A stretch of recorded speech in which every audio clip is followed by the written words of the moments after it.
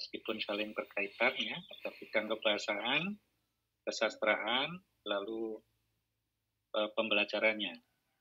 Nah, kadang-kadang di dalam pelaksanaan perkuliahan itu ada yang dipisah begitu ya.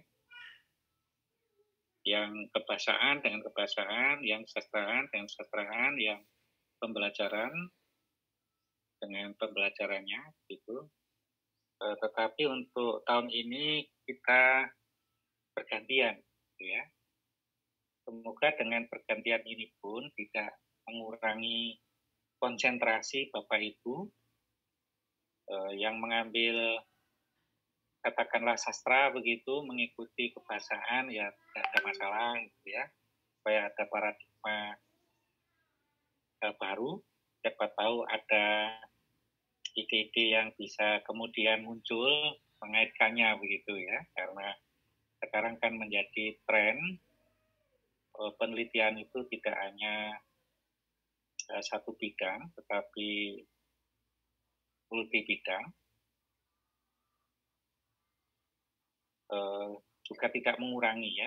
Katakanlah kalau masing-masing punya kelebihan, kalau misalkan dipisah langsung sejak awal, itu kan berarti 16 pertemuan itu kalau yang sastra ya sastra terus gitu ya. Ya kalau kebahasaan terus, kalau pembelajaran terus begitu. Kalau sekarang kan semua menerima, ya. Jadi ada baiknya juga. Tanpa mengurangi Bapak Ibu menyelesaikan proposal yang Bapak Ibu rancang. Saya belum tahu Bapak Ibu ada berapa yang mengambil nanti konsentrasinya ke kebahasaan, ada berapa yang ke kesastraan, ada berapa yang ke pembelajaran. Jadi enaknya di sini Bapak Ibu bisa memilih gitu ya. 3 pilihan itu, jadi bisa konsentrasi ke fokusnya ke kebahasaan, bisa fokus ke kesastraan, atau bisa fokus ke pembelajarannya. Nah, pembelajarannya ini pun bisa dipilah lagi ya, apakah pembelajaran kebahasaan atau pembelajaran kesastraannya.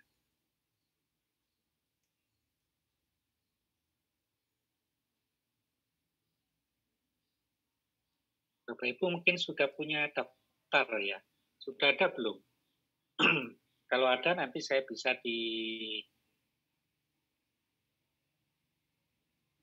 atau di-share di WA group gitu ya, supaya kami punya gambaran Bapak Ibu mengambil topik apa begitu, sehingga nanti katakanlah yang kebahasaan bisa kami ancang-ancang mungkin akan berikan masukan apa begitu. Ini tambahnya sudah hampir selesai semua ya proposalnya ya. Belum, Pak. Pak Krisna hampir dalam proses, Prof. Pak. baru jadi judul. Pak Krisna, Pak. Pak Krisna di kelas paling top. Ya, biasanya kan waktu daftar itu kan sudah membawa bekal yang lengkap semua. Jadi Pak izin saya lihat bawa. Saya yakin Bapak Ibu terkait dengan topik itu yang paling tahu kan Bapak Ibu ya. Jadi jangan terlalu ini pengalaman ya, jangan terlalu berharap banyak dari promotor atau kopromotor ya. Ya berharap ya sedikit saja. Jadi yang utama yakin dengan pilihannya, segera diselesaikan. Itu yang paling aman, paling cepat ya. Baik, Bapak Ibu, jadi kalau Pak Yatno kemarin ke pembelajarannya ya, Bapak Ibu mungkin yang sudah menyiapkan proposal pembelajaran sudah nge-link sejak kemarin gitu ya. Yang berkaitan dengan kebahasaan, saya pikir semua sebenarnya saling berkaitan ya. Hanya kita ini ingin konsentrasi kemana itu aja. Saya kalau mengajak Bapak Ibu, ini kan cukup luas ya. Jadi mata kuliah ini orientasinya bisa kita arahkan ke metodologinya, ke metodologianya, bisa juga ke teorinya, gitu ya. Jadi bergantung kita ingin ke yang bagian mana, gitu ya. Intinya ingin membantu Bapak Ibu untuk segera bisa menyelesaikan proposal gitu ya. Jadi kami berbagi sesuai bidang.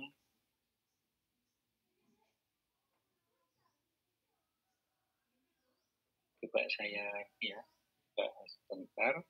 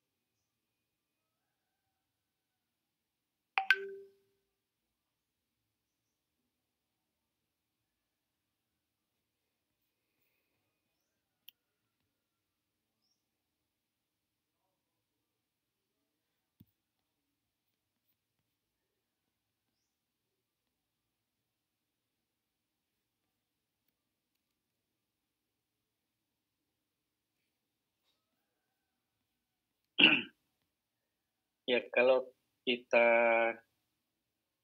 berangkat dari disertasi gitu ya, Bapak Ibu, kita tahu bahwa disertasi itu adalah salah satu jenis karya ilmiah, gitu ya. Dan kita semua sudah sangat paham karya ilmiah itu apa, bisa didefinisikan sebagai hasil ekspresi seseorang yang berupa tulisan berdasarkan penelitian yang dilakukan sesuai dengan prosedur metodologi ilmiah dan ditulis sesuai dengan kaidah ilmiah. Ini yang membedakan karya ilmiah dengan karya yang lain. Nah, kita tahu semua juga bahwa karya ilmiah itu cukup banyak, mulai dari yang sederhana yang sudah biasa kita tulis gitu ya, mulai dari S1 bahkan dalam perkuliahan kita sudah biasa menyiapkan makalah atau menulis makalah atau artikel yang biasanya kita seminarkan ya. Secara umum biasanya makalah itu ya karya ilmiah yang kita siapkan untuk kita presentasikan di dalam sebuah seminar. Nah, sering makalah itu kemudian kita kirim ke dalam jurnal yang sering juga disebut sebagai artikel.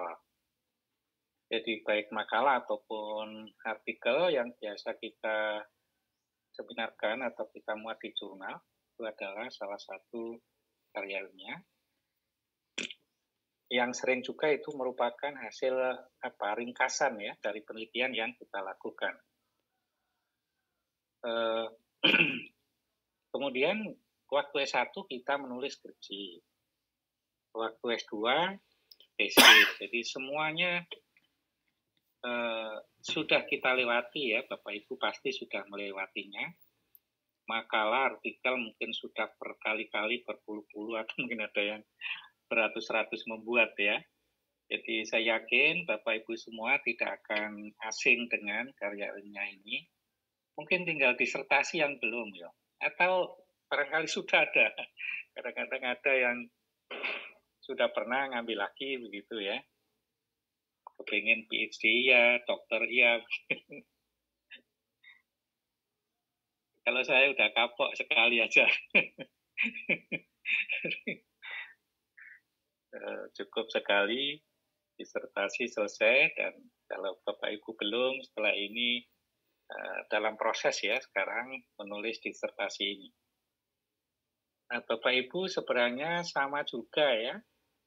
Bapak Ibu ketika menulis disertasi ya sama seperti menulis skripsi atau tesis dulu gitu ya. Kalaupun berbeda nanti pada kualitas mungkin ya, intensitas kita di dalam mengerjakan, apalagi kita sudah lebih dewasa, jadi pasti akan jauh lebih bijak, jauh akan lebih cerdas ya di dalam menyelesaikan. Meskipun seiring dengan perjalanan kita, usia kita, sering masalah itu menjadi banyak ya. Semoga aja masalah-masalah di luar akademis bisa kita lewati dengan baik, sehingga disertasi bisa segera kita selesaikan. Karena waktunya itu ya, sekarang ini luar biasa. Jadi kalau saya dulu sampai 7 tahun tidak apa-apa Bapak Ibu, sekarang maksimal 7 tahun juga ya. Tapi rasanya memang persyaratan-persyaratan juga akan membutuhkan konsentrasi Bapak Ibu. Tampaknya sederhana, tapi sering juga perlu konsentrasi penuh untuk memenuhi persyaratan-persyaratan itu. Ya, terkait dengan pemuatan jurnal supaya kita bisa maju ujian. Jadi kalau kita lihat dari sini memang dari derajatnya disertasi itu mestinya paling lengkap gitu ya. Dan harapannya ya kalau dosen kita dulu skripsi itu latihan gitu ya, berpikir secara logis ya, dengan membuat proposal. Jadi sebenarnya kalau kita menulis proposal itu kita berpikir secara deduktif. Kita diminta untuk membaca banyak teori, banyak hasil-hasil penelitian, sehingga mendapatkan pendapat teori yang akan bisa kita pakai sebagai pedoman di dalam menganalisis data-data yang akan kita kumpulkan nantinya. Jadi kalau kita ingat dulu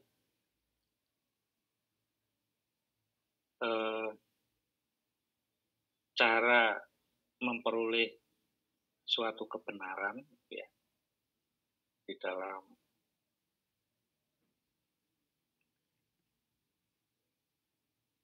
berpikir ya ada banyak cara ya. Cara yang paling sederhana kan dengan otoritas gitu ya. Jadi seorang kepala suku tidak perlu melakukan penelitian, berbicara saja ucapannya itu menjadi suatu kebenaran. Itu kebenaran yang bersumber dari otoritas.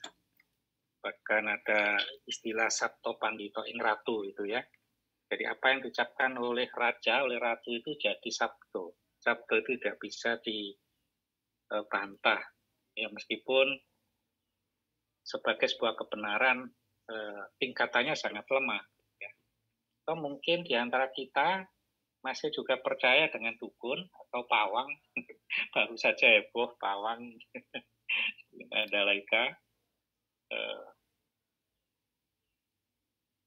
Jadi kalau kita percaya terhadap sebuah pernyataan yang bersumber dari seseorang yang memiliki otoritas, itu kebenaran yang kita percaya itu sebagai kebenaran yang bersumber dari otoritas.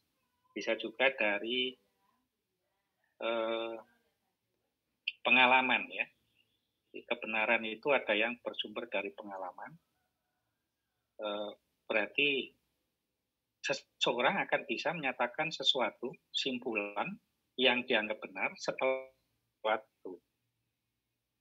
Ya tentu sesuai dengan tingkat validitasnya, biasanya otoritas itu yang dipandang agak rendah, gitu ya, kebenarannya.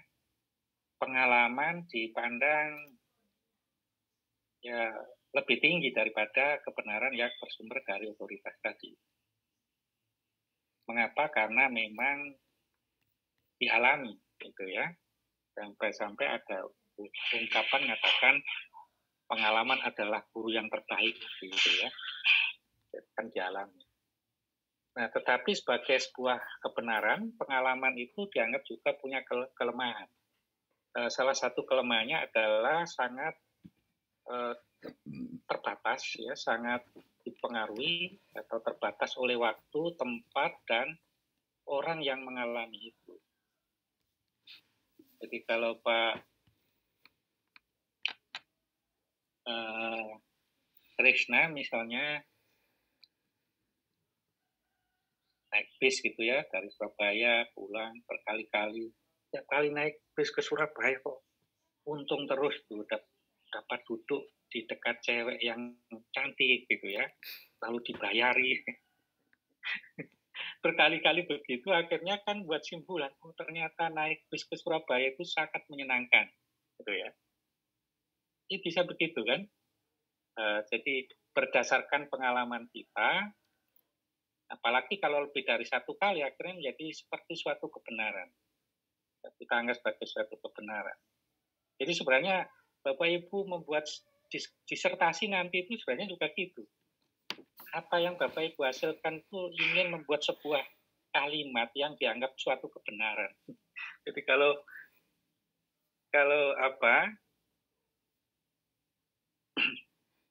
kalau kita nanti bisa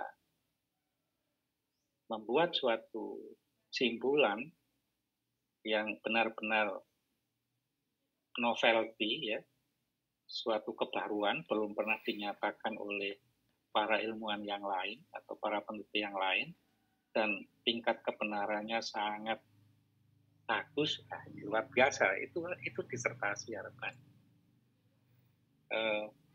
Nah, tadi kalau hanya berdasarkan pada pengalaman, kebenaran itu ya kelemahannya itu bergantung pada situasi, kondisi, tempat, dan orang. Ternyata Pak Ardi Saputra beda pengalamannya. Tiap kali naik bus ke Surabaya selalu dekat dengan nenek-nenek misalnya. Dan rewel sekali.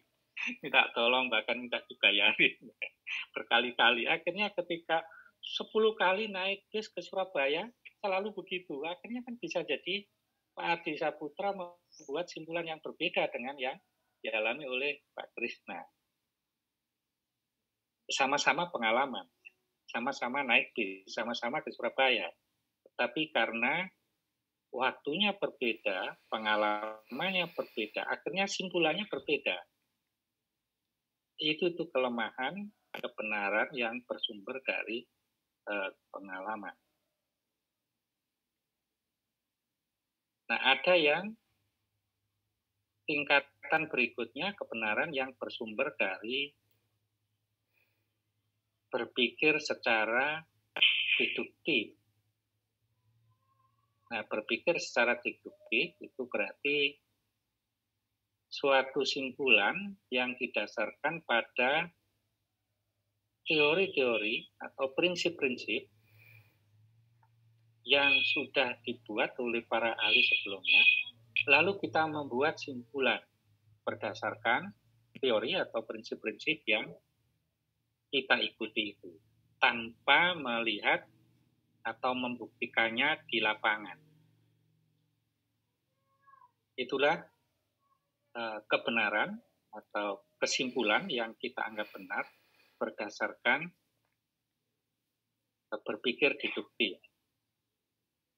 Nah, ini dianggap oleh para akademisi lebih tinggi derajatnya, kebenarannya, daripada yang pertama tadi, ya, otoritas, ya, atau pengalaman.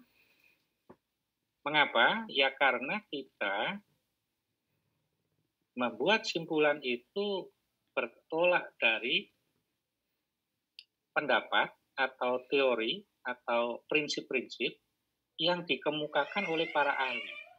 Ya, bisa kita bersandar pada buku, ya, pada hasil-hasil penelitian orang, ya. Kalau era sekarang tampaknya lebih pada supaya aktual, ya, lebih berdasarkan hasil penelitian orang. Ya. Bahkan kalau katakanlah artikel gitu, kalau dimuat di jurnal terindeks Scopus itu, wah, seakan-akan terpercaya betul begitu ya. Jadi kualitasnya sudah beda begitu dengan artikel yang dimuat di katakanlah Sinta aja, ada Sinta 1 sampai Sinta berapa 5, 6 ya. Itu.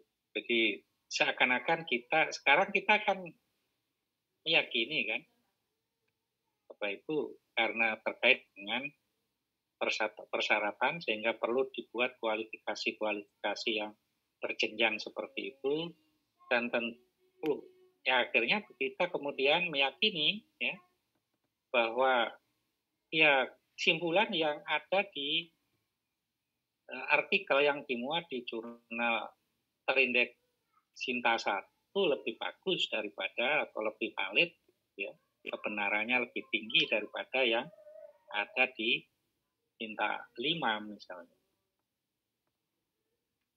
Jadi keyakinan itu kan sebenarnya kita peroleh setelah kita menyimpulkan, ya kan? Nah, simpulan itu kita anggap benar, lalu kita yakin. Nah, simpulan itu kan dibuat oleh orang atau kita sendiri setelah mengumpulkan berbagai ya fakta tadi. Ya, fakta itu bisa berupa tadi hasil otoritas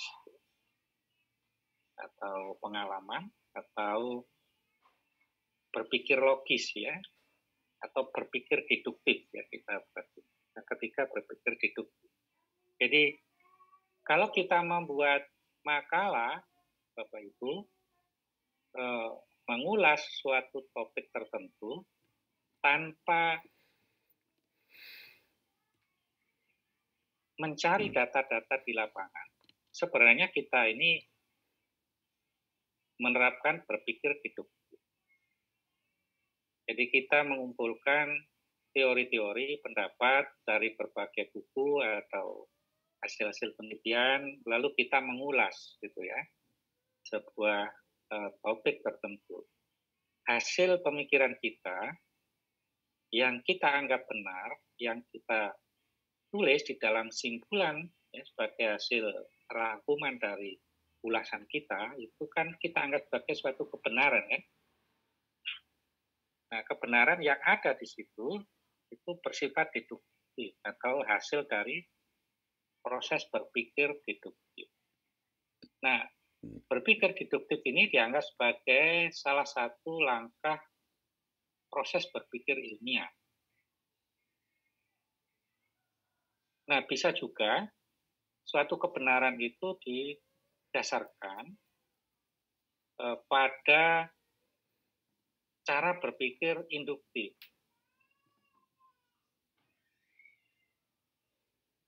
Nah, kalau cara berpikir induktif, ya berarti kita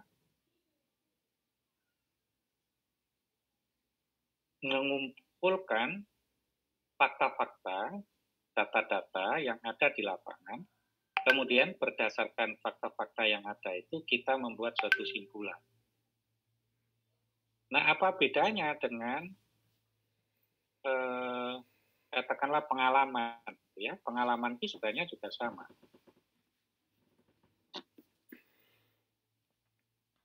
Berdasarkan apa yang dialami, gitu ya. Nah, bedanya di situ. Kalau pada berpikir induktif, ya tentu di situ cara pengambilan simpulannya itu mengikuti sistematika yang benar, sesuai dengan metode yang benar, dalam pengumpulan data-datanya itu benar-benar juga terseleksi sesuai dengan kaidah-kaidah ilmiah, ya.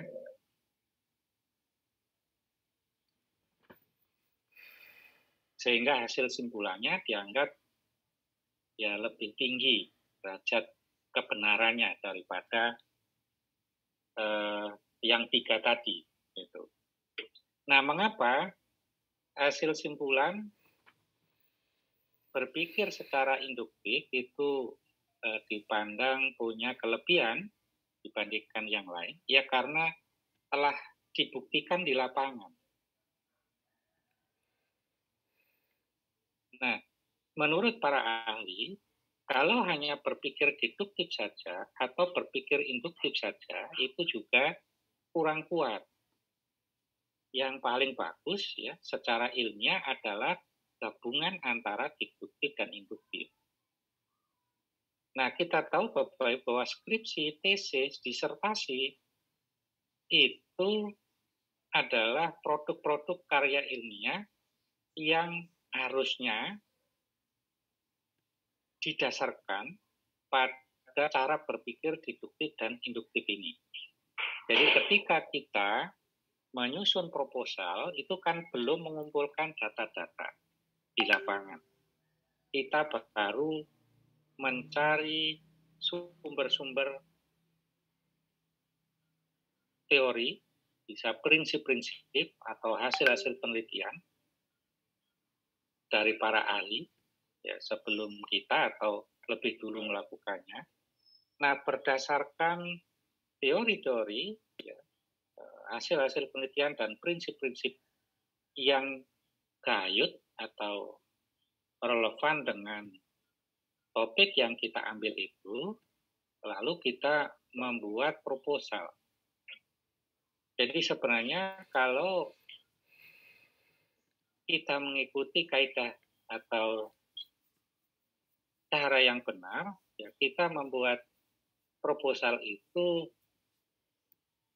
sepenuhnya kita menerapkan cara berpikir secara deduktif. Ya. Jadi mulai dari pengumpulan informasi, pengumpulan teori-teori, pengumpulan hasil-hasil penelitian, ya.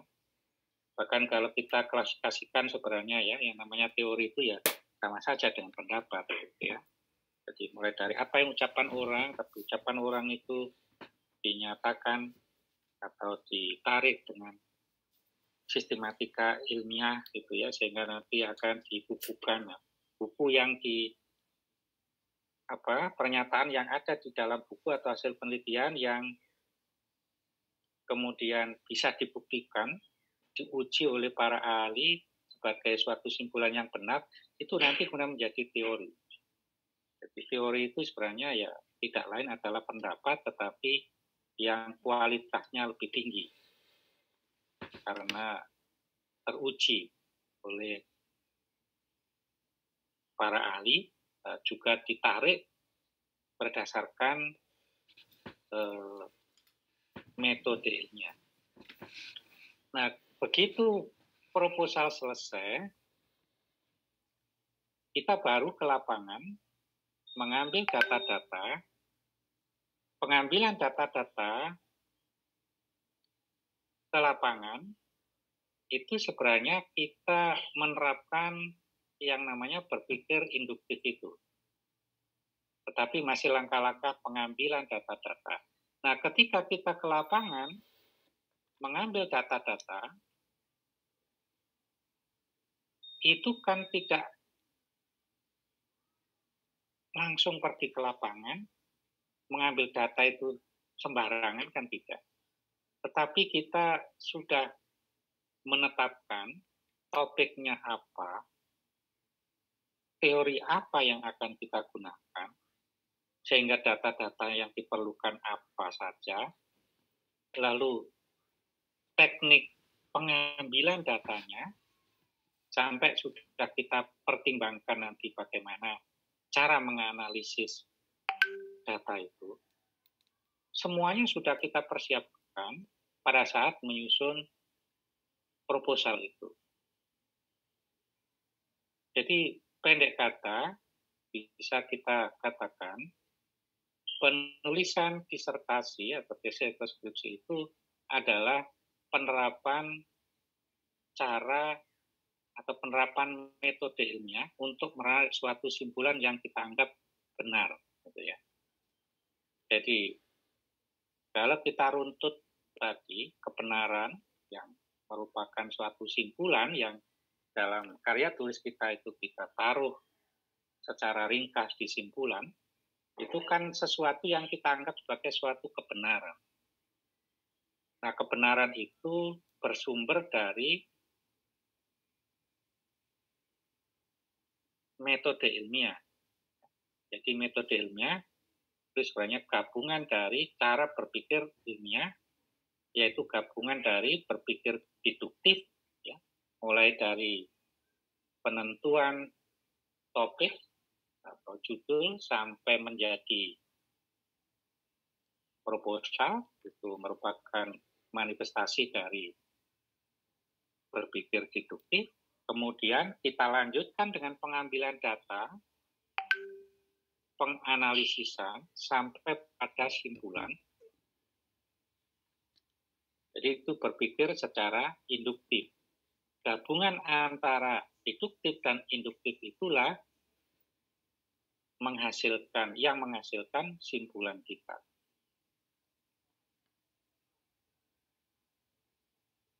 Jadi sebenarnya simpulan yang ada di dalam disertasi kita itu tidak ujuk-ujuk gitu ya, tapi berdasarkan ya teori, pendapat, prinsip yang kita anggap sahih, kemudian kita uji di lapangan dengan fakta-fakta yang ada, barulah menjadi sebuah simpulan. Nah, kalau itu benar-benar kita lakukan, maka yang menjadi hasil simpulan kita, apalagi data-datanya memang beda dengan data para peneliti sebelumnya, ya tentu temuan kita adalah sebuah novelty, ya, suatu kebaruan. Nah, Bapak Ibu, kita tahu kalau kita lihat ya teori-teori besar pun, dan teori kecil itu kan kadang-kadang ada yang bersumber dari makalah saja gitu ya. Meskipun makalah itu juga ringkasan dari hasil penelitian ya. Misalkan teori di bidang bahasa yang sangat terkenal, yang terbaru lah, misalnya teori TGT ya, transformasional generatif ya, itu yang oleh Chomsky, itu kan ya sebuah makalah yang dibawakan, ya tentu hasil penelitiannya. Diikuti oleh banyak orang. Jadi kalau teori itu banyak diakui oleh para ahli, diikuti banyak orang, akhirnya jadi aliran. Nah, kita tahu di dalam linguistik itu ada teori tradisional atau tata bahasa tradisional, ya. Banyak itu teori-teori yang selalu melihat aspek bahasa itu dari sisi makna, hakikat. Nah, semua teori-teori yang mengulas tentang tata bahasa, tapi melihatnya dari sisi semantis atau dari sisi hakikat, itulah yang kemudian dianggap sebagai tata bahasa tradisional. Ada teori-teori yang selalu melihatnya dari aspek struktur bahasa, ya semuanya itu kemudian menyatu ke dalam tata bahasa struktural. Dan ketika ada teori yang mengikuti teori Chomsky yang berpandangan bahwa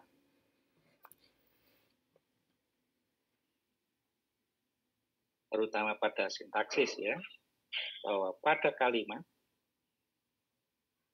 sebenarnya bersumber dari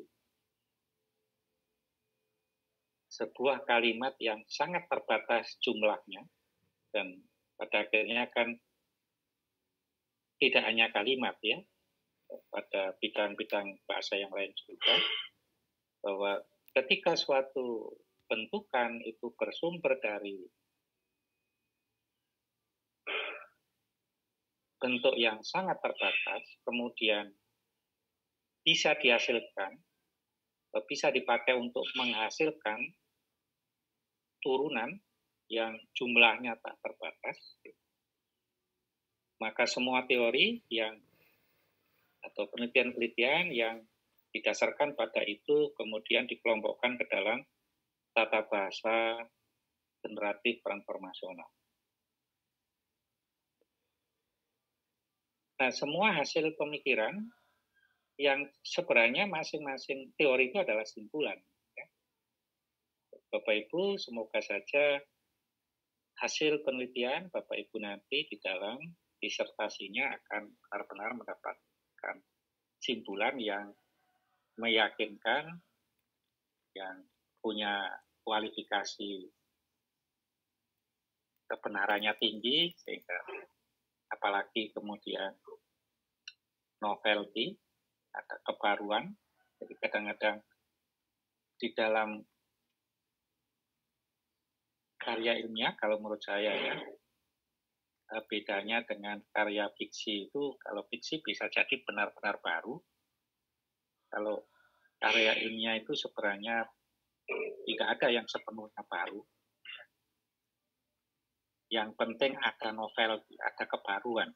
Jadi bukan total baru, gitu. Rasanya mustahil. Gitu. Mengapa? Karena kita sendiri di dalam membuat karya ilmiah, katakanlah pikiran kita ke disertasi itu kan sudah bertolak dari teori pendapat orang lain. Jadi kalau kita konkretkan, kita umpamakan seperti kita membuat lampu, gitu ya. Kalau sekarang, katakanlah ingin benar-benar membuat lampu baru, ya jangan belajar dari lampu yang sudah ada. Ya berarti kita akan mengulangi seperti apa yang dilakukan oleh Alva Edison dulu. Wah, itu butuh waktu yang luar biasa dan tidak semua akan bisa meraih keberuntungan seperti ya gitu ya. Waktu kita habis, sementara waktu kita, umur kita sangat terbatas. Makanya dengan cara metode ilmiah ini kita dituntun, kita itu tidak perlu melakukan trial and error ya tanpa ini, tetapi ya kita kalau ingin membuat lampu ya pelajarilah lampu yang sudah ada, mulai dari lampu yang paling sederhana sampai yang paling kompleks yang terbaru. Kalau kita ingin membuat lampu yang terbaru. Jadi sama seperti itu sebenarnya Bapak Ibu ketika kita membuat disertasi gitu ya. Bahkan tidak harus sebenarnya berdasarkan untuk membuat lampu yang baru itu harus bersumber dari lampu yang sekarang yang terbaru, tidak harus. Ya katakanlah kalau kita ingin membuat lampu yang model lain gitu ya. Dari lampu yang kita ingini. Gitu. Ya sekarang katakanlah ada bolam, ada LED, ada. Tetapi kalau kita ingin tren yang ada, yang paling aktual, katakanlah kalau kita ingin membuat lampu, ya sekarang trennya itu lampu LED, ya kan? Karena kaitannya dengan kehematan energinya dan seterusnya. Dan itu dipandang sebagai lampu yang terbaik untuk sekarang, untuk era sekarang. Oleh karena itu, kalau kita ingin mengikuti seperti itu, ya kita perlu berpikir, kalau itu saya mengambil disertasi ini topiknya apa ya, gitu. Kira-kira di bidang kita yang paling up to date gitu ya topiknya. Teori apa yang digunakan. Jadi kalau katakanlah mesin mobil sekarang yang paling tren ya tenaganya listrik, bukan lagi fosil ya. Sehingga Tesla menjadi pilihan yang sangat keren gitu ya. Itu berkaitan dengan topik yang Bapak Ibu inginkan. Nah tentu saja itu semuanya pilihan-pilihan yang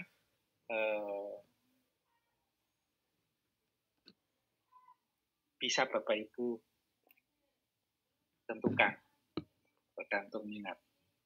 Nah Bapak Ibu kalau di sini di Prodi Pendidikan Bahasa dan Sastra Unita S3 Unesa ini kan Bapak Ibu diberi ruang gerak yang lumayan luas ya, lumayan luas. Bapak Ibu bisa mengambil kebahasaan, linguistik, fokus ke situ, atau ke kesastraan, atau ke pendidikan, atau pembelajaran kebahasaan ke kesastraan itu.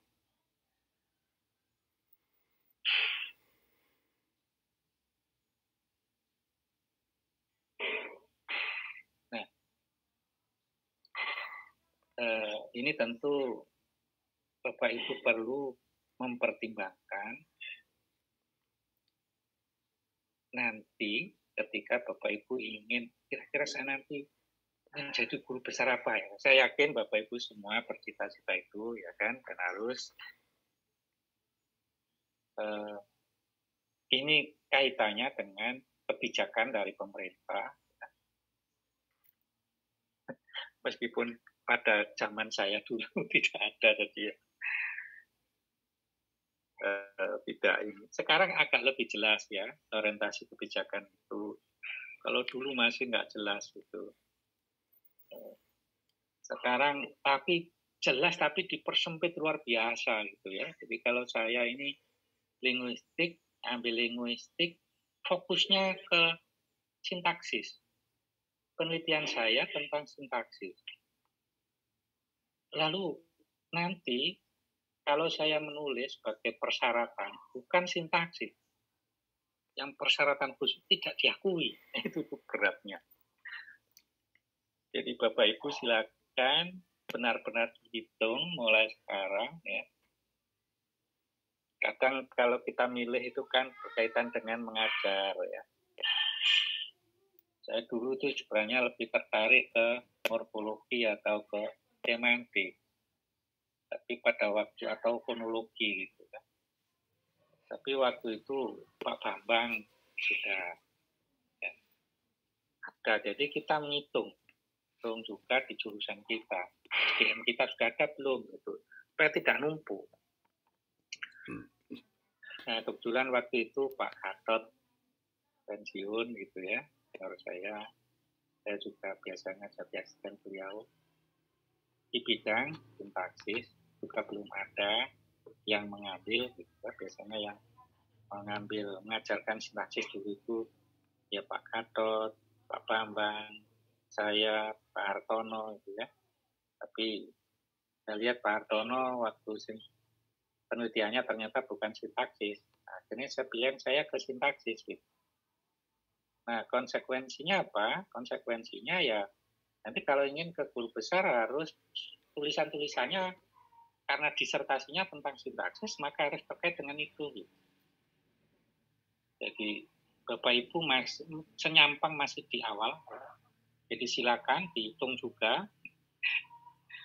Tidak semata-mata ingin yang cepat lulus. Ya, kalau Bapak Ibu punya pemikiran yang lebih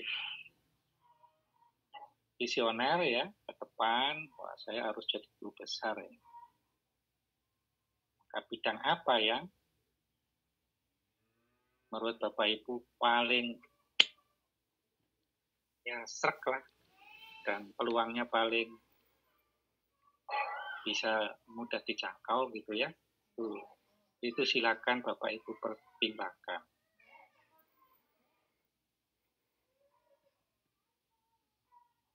Karena ya itu tadi kadang-kadang termasuk juga mungkin perlu ini yang jurnal terindeks Scopus Q1 Q2 itu apa ya, bidang apa yang agak mudah. Mungkin itu juga perlu dipikirkan ya, karena ada bidang-bidang tertentu yang sangat sedikit jurnalnya, ada yang sangat banyak. Begitu ya, meskipun semuanya kembali ke kita. Kalau kita memang sangat concern di bidang seperti yang ingin kita dalami, saya pikir semuanya akan terbuka, tidak ada kendala. Tetapi kalau Bapak Ibu mempertimbangkan semuanya, ya, seperti itu akan jauh lebih enak. Jadi nanti memilih topik itu tepat gitu ya. Nanti mengajarkannya juga itu, sehingga kalau menulis buku ya enak. Sering mengajar itu, menulis artikel-artikel enak, nanti artikel yang dikirim untuk dimuat di jurnal terindeks Scopus itu memang bisa sekaligus kita gunakan untuk syarat khusus maju ke PIB. Ya, zaman saya waktu kuliah pun belum ada itu ya, sampai lulus belum ada. Jadinya begitu diberitahu gitu ya terkaget-kaget gitu. Tulisan-tulisan yang penting kebahasaan kalau saya begitu. Untuk bahasaan ternyata wah rigid sekali. Nah, penyampaian Bapak Ibu masih di awal, menurut saya itu menurut saya perlu dipertimbangkan. Ya Bapak Ibu gitu. Tapi juga ini ya Bapak Ibu bisa mengaitkan misalkan pembelajaran kebahasaan. Jadi kalau Bapak Ibu mengambil topik pembelajaran ya kebahasaan misalnya, ya nanti otomatis idealnya tulisan-tulisannya untuk mereka guru besar itu tentang itu, gitu ya. Kalau Bapak Ibu sastra atau pembelajaran sastra, jadi sastra kan ada sastra murni, ada pembelajaran sastra. Jadi sebaiknya ya dipikirkanlah ya. Itu juga ya. Topik-topik yang lain terserah. Mungkin itu Bapak Ibu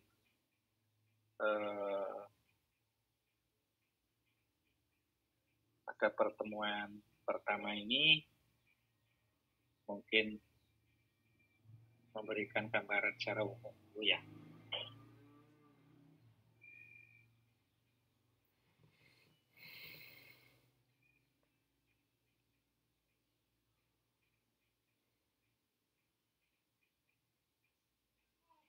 Semoga aja Bapak Ibu sudah punya pilihan yang mantap sesuai dengan yang Bapak Ibu rasakan. Kalau belum, segera dipastikan karena rentetannya panjang ya, supaya perjalanan pada rel yang tepat, yang enak itu.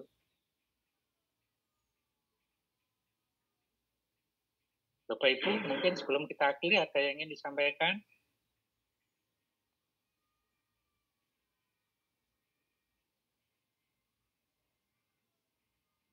Bapak Ibu mungkin kalau bisa saya bisa diberi ini ya, yang sudah ada aja dulu sekarang. Kalau bisa di-share di grup nama, judul, itu ya. Apalagi kalau sudah pasti, sudah jadi, wah bagus lagi. Ya paling tidak ada itu ya. Supaya kami bisa ya melihat barangkali ada referensi yang bisa kami sarankan.